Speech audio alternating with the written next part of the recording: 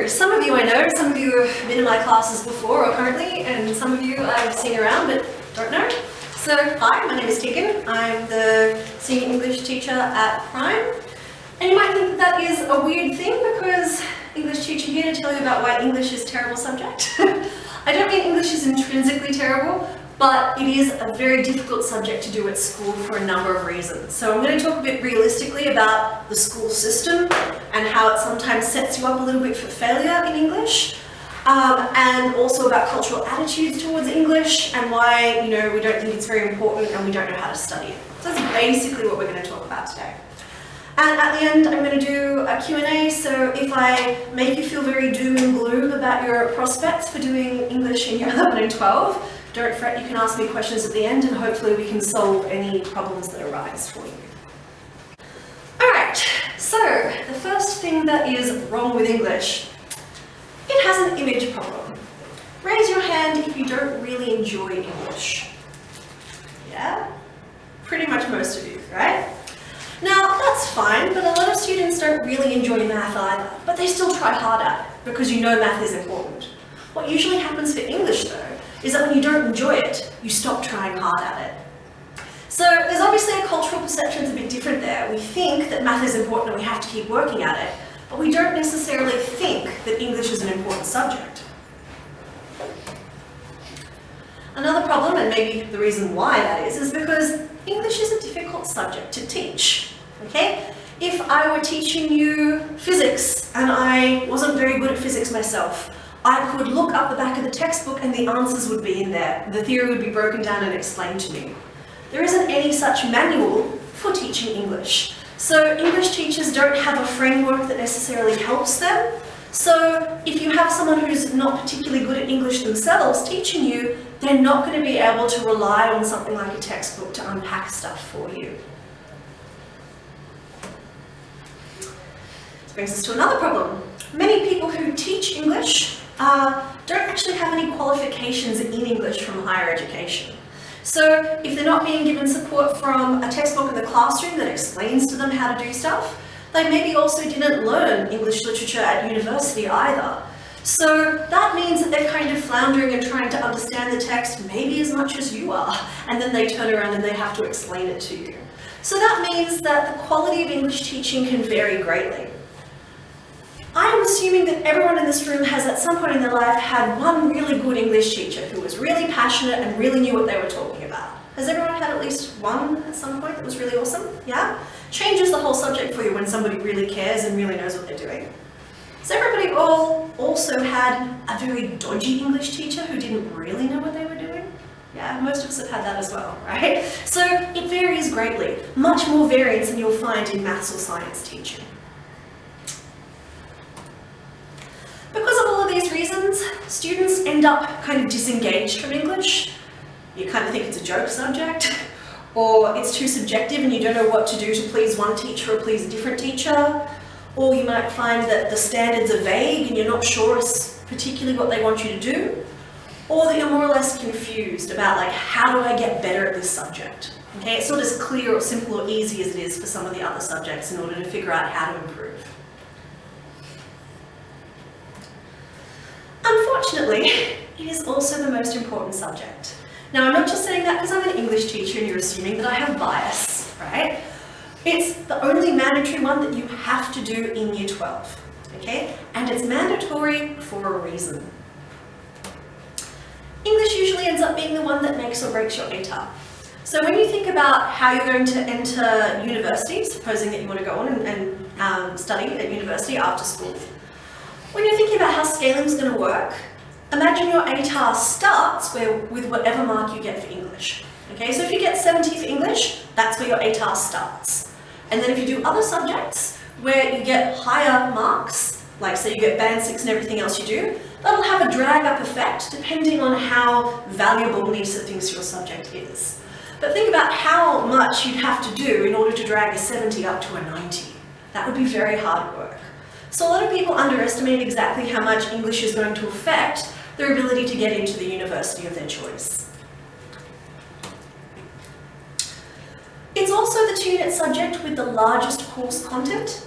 Okay, so it has a lot of hours, It has 4 different modules that you have to do in Year 12, and that's just for standard or advanced English.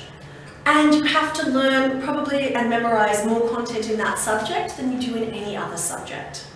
And that's backed up by the problem that it's the only 2-unit subject where you do 2 written exams. Okay, so you come in and you do paper 1, and then you go home and you come back and you do paper 2 another day. So you do 3.5 hours of written examination for English.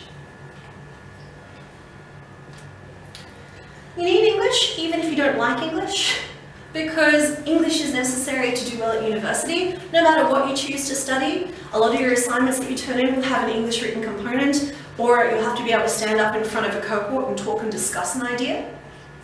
So there will be, at some point in your life, where you have to write a report, an essay, something like that, where you're going to be examined on your ability to express yourself. So that makes English important in a university context. Because of that, English is also important for all professions. When I say profession, I mean the kind of thing where you have to do extra study to go on and do it. So pretty much even a STEM career, if you're planning to be an engineer or you're planning to work in science, you're still going to need to be able to give seminars and explain your research. You're still going to need to be able to write reports. In most businesses, you need to be able to do marketing and communication work. There's literally no time in your life when you're not going to require these skills. It's just the same as being literate in numbers is important. And yet we've kind of devalued the importance of that and said, oh no, you don't have to worry about these things, or it's not important to worry about these things. So that's setting us up for a problem down the road. Another problem with studying English in an HSC context is that English as a subject assumes a lot of prerequisite knowledge. And that means that different students come into it with different levels of ability to begin with. And I'm not talking about raw talent that you have. I'm saying maybe you come from a family where reading is a thing that everybody does. Maybe you have family members that are professional and interested in writing. Maybe you get dragged to see black and white pictures at the cinema, or you go to art galleries on the weekend. Students from those sorts of backgrounds have an inherent advantage at English because they're already what we call high culture students. In Australia, high culture isn't particularly prized. We have a very working class ethic, so we often don't talk about things like literature and ballet as though they're good things. But if you have experience with those things, you're going to have an edge over other students. If you don't have any of those things at home, or you're not particularly a big reader and you never particularly liked reading in primary school, then you're starting off at a big disadvantage. Because we assume a wide sort of reading ability of what we consider to be classic literature. So that's things like Jane Austen and Joseph Conrad, those sorts of things. Knowledge of history and cultures is another thing we assume. I'm not saying deep detail, but if you're reading a book in the 1940s and you didn't know that World War II happened in the 1940s, then that could be a problem. So a basic understanding of things like, the Greek Empire, the Roman Empire, the way in which the British Empire colonized the world, and then the post-colonial revolt against those things. If any of those words made you go, I've never heard that before, that's probably a problem.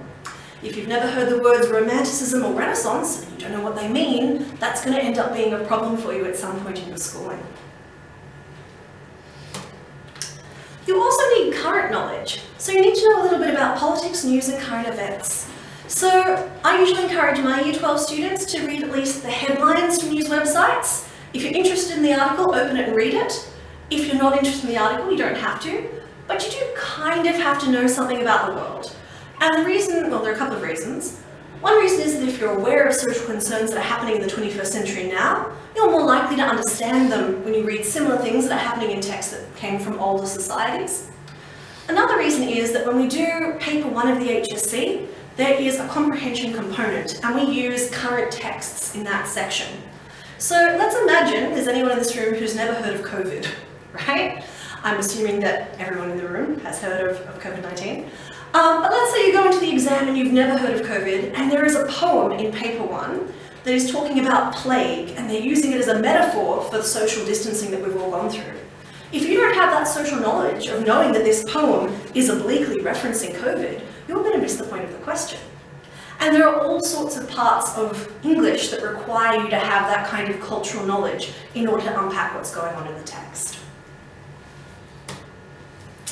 Another thing we we expect you to know is a little bit of philosophy and psychology theory. So especially when you get to, if you're doing advanced English or when you get to critical and close studies, so that's Mod B for standard and advanced English.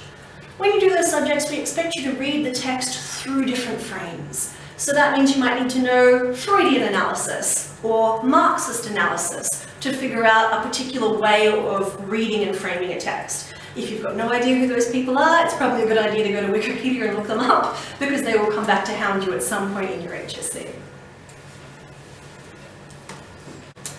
So one of the problems is that you're expected to know a lot before you show up.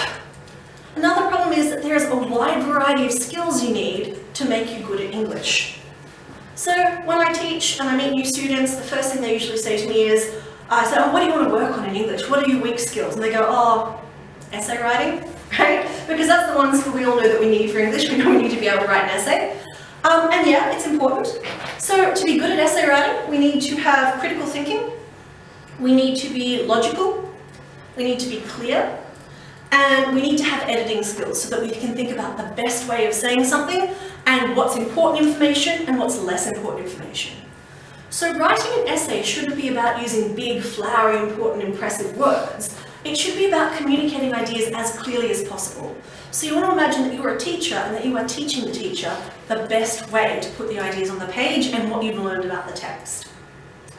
So obviously essay writing is slightly different to textual analysis, whole different set of skills there. And of course it's very hard to analyse a novel if you've never really read a novel before. So the more experience you have with wide reading and reading literature, the easier it's going to be for you to pick up some of these textual skills. So you're going to need reading skills, you're going to need summarising skills so that you can make chapter summaries and find the quotes that are significant. And you're also, as we get into year 12, this is probably true for everybody, you're going to need more organisational skills, because you also need to keep track of what you've learned, because you might be learning it in December this year, but we don't test you on it until October next year. That's a long time to remember the details about a character in a fictional book. So you need to be able to record your information in a way that keeps it safe and that you can build on as you head towards the HSC. We also know that increasingly creative writing is an important part of the HSC. So anyone in this room in year 11? No? We all in year 12? Oh. Yeah? Raise your hand if you're in year 12. Are we technically in year 11? Oh, you're caught on the boundary. Yeah. Yeah, so you're in year 11? You're in year 11, I know you were, you're just busy typing. Is everyone else up here in year 12? Yeah? So, different set of skills as well. In order to be good at creative writing, it's actually probably, I would say, tougher to be good at proper creative writing than it is to be good at essay writing. You need to have control of expression. You need to have communication skills, because different kinds of writing might be targeted to different audiences. Newspapers are talking to a different person than magazines. You need to have mimicry. You need to be able to read a piece of classical writing and kind of copy its skills and use those in your own writing. You need to have persuasion, so being able to write a speech in a way that makes people come on side to your point of view. And you also need to be able to make sophisticated judgments as a reader and a writer. And so the way to get sophisticated is to know what kinds of things usually go into a speech. You're only going to know that if you've read a bunch of speeches. If this is the first speech you've ever written and the first speech you've ever read, it's not necessarily going to be the best. So that's one of the reasons that we need to see lots of examples of things in order to improve our own writing styles. Okay. If you weren't depressed enough, here is problem number 4, why English is the worst subject. The new 2018 to 2023 NISA rubric has much higher standards than there were previously. So when I went through school, we had to study 8 to 9 texts for advanced English, or 8 for standard, 9 for advanced. And we've reduced the number of prescribed texts that you have to read and memorise, which is nice, right? We've gone from 8 to 9 to only 4 to 5. So you have to read fewer books. Okay, most people are probably happy about that in terms of memorising. We've also capped the assessment tasks. So previously you might have had an assessment task in English every 2 weeks or something ridiculous like that. But now you can only have 4 per year for English in year 11 and 3 per year for year 12. So those things sounded good. Here's the but. Because we are giving you less work to do with assessments and fewer texts to study, we expect you to know them in much greater detail, okay? So when you are being examined on them, they can ask very, very specific questions. We expect you to not just have the general gist of the novel, we expect you to know what happens in every chapter of the novel. We expect you to not just know the main characters, but that you have to know the meaning of every single character in the text. So what this means in the HSC exam is that we have highly specific questions. There is a footnote at the beginning of the Stage 6 NISA rubric that says, major content does not have to be examined. So what that means is, they don't have to ask you about the protagonist. They don't have to ask you about the major obvious theme. They can pick an extremely minor character and make you write a whole essay on it, okay? Which means you can't prepare a general essay or even a couple of general essays and show up hoping to tweak one of those to fit what the question is going to be. What we can do is we can actually pick any random 4 lines from anywhere in the novel and use it as an excerpt of the question, and you have to be able to go, oh yeah, I recognize those 4 lines, they came from chapter 12, right? And then write your essay only on the content from chapter 12. So you can see how the kinds of ways that you've been doing English and preparing for English from year 7 to 10 would not cut it for year 12. So, that was a pretty scary one. Problem number 5. You can't rely on the classroom necessarily to make you good at English. So let's say you're properly frightened by all the things I'm saying. You go, okay, Tegan, I'm going to go home, and when I show up, I'm going to pay attention in class, I'm going to write down my notes, and I'm going to try really hard on my assessment tasks. That would be enough, right? Well, it actually wouldn't. Because most of the time when teachers are teaching, especially for junior school, so for those of you in year 7 to 10, they might be teaching you a module, and you might know that you're studying like journeys or something, or maybe you're studying war and war genre, but you don't actually know what that's got to do with anything you're learning on the rubric. So they may not pull out the rubric and explain it to you. You may have no idea how this matches up to what you're supposed to be learning that year, or how it's supposed to be built on for you to learn in year 11 and 12. It's very hard to memorize stuff if you don't know why you're memorizing it, and it's very hard to get better at a skill if you don't know what skill they're trying to teach you. So often year 7 to 10 doesn't set you up well for doing year 11 and 12. Another problem is that junior teachers tend to spoon feed ideas. So what we mean by that is, if you show up to class and the teacher says to you, so when you're writing in your essays, remember to talk about how Iago is a Machiavellian character. And you go, okay, and you write down that Iago is Machiavellian, right? You show up to the exam and you write Iago is Machiavellian, and they go, oh yes, well done, A. Okay, you said back to them exactly what they said to you, proved that you were listening. That's what gets you a good mark from year 7 to 10, and sometimes in year 11 it gets you a good mark as well. But when we take you to year 12, that won't cut it anymore. You'll do the same thing and suddenly you start getting B's and C's, and you're going, why? Well, the reason is that we suddenly expect you to have original, sort of self-directed learning, and we're expecting you to have your own thoughts and evaluations about the text that you didn't hear from us. And it's very hard to start doing that in year 12 if you haven't been doing it from year 7 to 11, right? It would be nice to have some practice. So what I'm trying to encourage you to do here is to think about swapping from passive to active learning. So rather than showing up, listening and writing stuff down, read the text before you go to class, then take notes and think about what you think the text means before you hear what the teacher tells you what the text means. Start trying to make some evaluations and judgments about what bits of the text are good and bad before the teacher tells you what to think.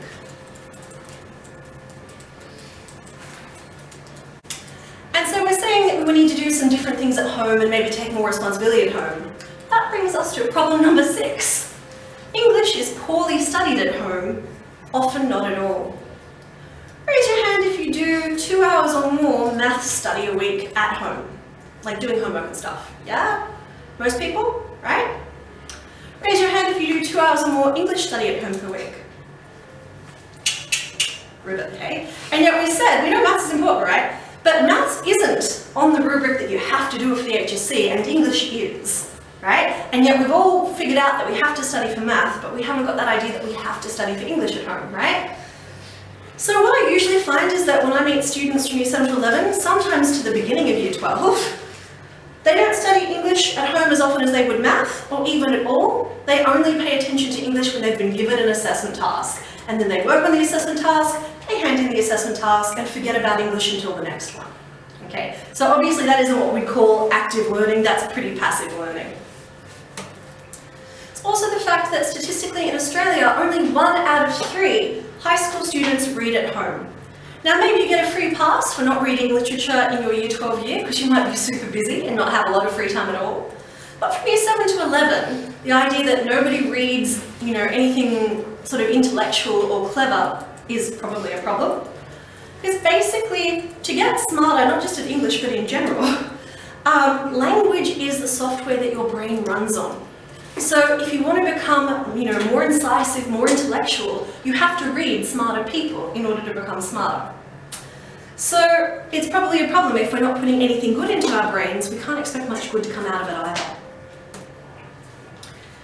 And then the major problem that I face as someone who teaches English is that students more or less only start trying to study English and therefore learning how to study English very late in life. They might get all the way to Year 12 before they realise English is even a thing they have to study. And if you come from one of those environments that goes to the art gallery every weekend, maybe you can pick it up easily.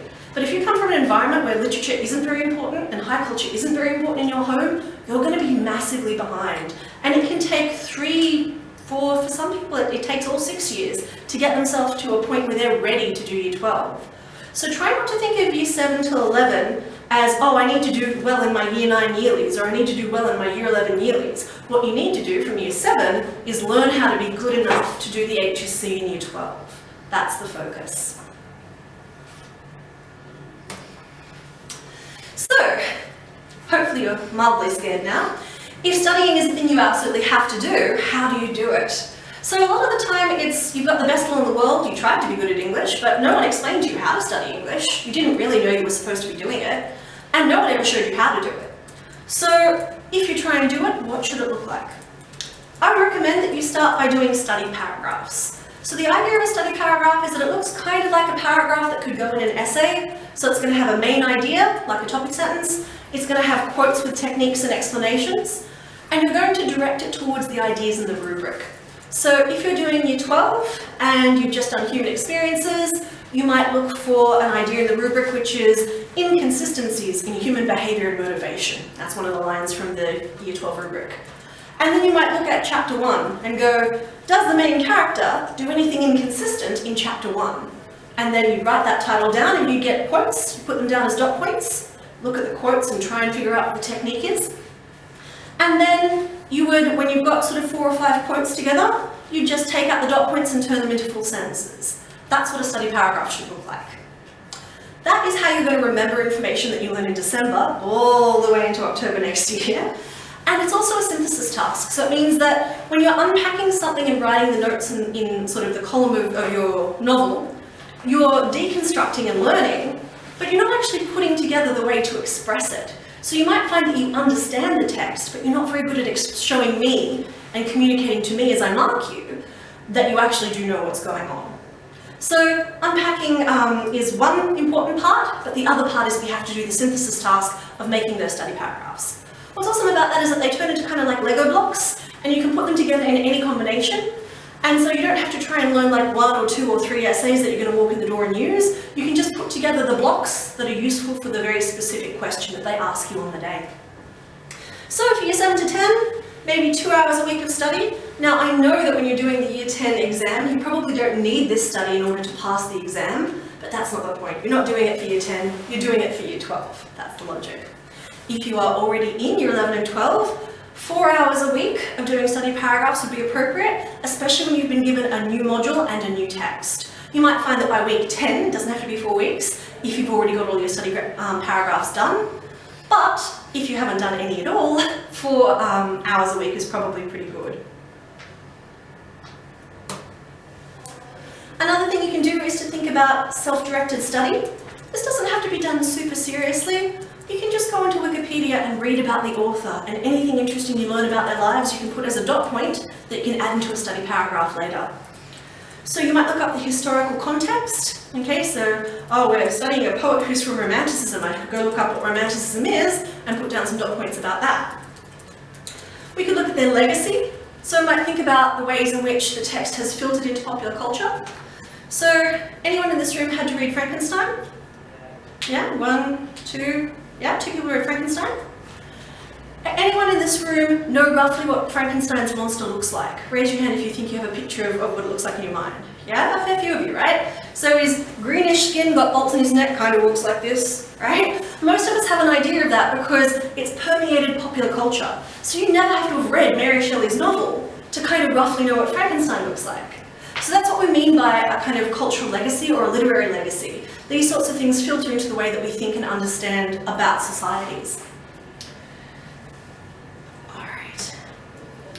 Another thing you can think about, especially if you're in year 11 and 12, especially for Module B, which is Critical and Close Studies, or if you're going to do Extension English, you need as a subscription to JSTOR, you can do it for free, or you can do something sneaky like go onto the University of Sydney's website and they've got a library page and you can look through their library database. Sometimes that'll let you get into it easier. But looking at what academics have had to say when they interpreted your text. So looking at that kind of research helps you know what people generally think about the meaning of your novel, and whether or not what you're saying is original or what people usually think. You have to have some of those for Module B anyway, it's a requirement, it's part of the NISA rubric for Mod B. And even if you read a critical essay and you go, well, that was complicated and it didn't really help me much, even if it doesn't help you understand the text, you're still picking up academic expression, ways of speaking. So it kind of is a way of teaching yourself to speak in an academic way, almost by osmosis, okay?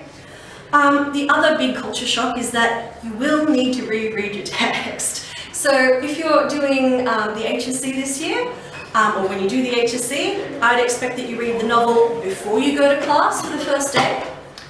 I'd expect you to be reading it again while you're going through it in class. And then I'd expect you to read it before the trial exams. So a minimum of 3 times so that you can really absorb the information properly.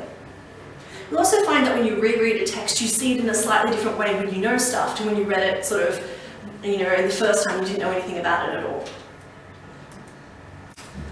So problem number 7, and this is more a problem of motivation. It's not really a problem with English itself, it's the why do we make ourselves do these things? How can I encourage myself to put a little bit more energy into English and to take it seriously? So the thing is that we don't talk much about how English helps you in an academic or professional context, or how it helps you in everyday life.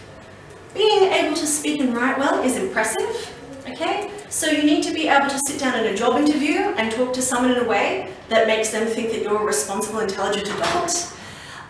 You also need to be able to do CVs and cover letters, those sorts of things. So often the first way a professional meets you is the way that you write on a page. So you want to make sure that you can do that in a way that commands people's attention and respect. So being good at English makes you seem adult, intelligent, and poised. If you are a genius in mathematics, people don't know unless they see you do mathematics. If you're a genius at English, people know the minute you open your mouth. So being good at those skills is something that's on display for everyone to see all the time. So it's important to make sure that you've got a fairly high level of literacy and an ability to command yourself in the world. So what I'm saying here is that English skills increase your personal power. Another thing about English is that it helps you develop ethics. You think about what happens to characters in text and whether it should have happened or it shouldn't have happened, what the right thing for a character to do is.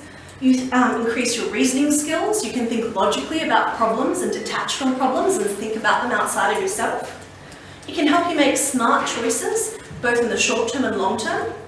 It can help you evade the tacky persuasion methods of advertisements, scams, and politicians. It helps you even understand the language of contracts that you might be going to sign. So English skills give you a greater social power. So your ability to interact with the world actively and to change the world in ways that, that you're passionate about and ways that matter to you. So it actually does matter whether or not you're good at English. I know essay writing doesn't feel like it's got anything to do with your life, but if you're learning to write an essay well, you're supposed to be learning to think well. And that is why it's a mandatory subject. Alright, so we just talked about everything that was wrong with English, with an insider's point of view as to everything that was wrong with English.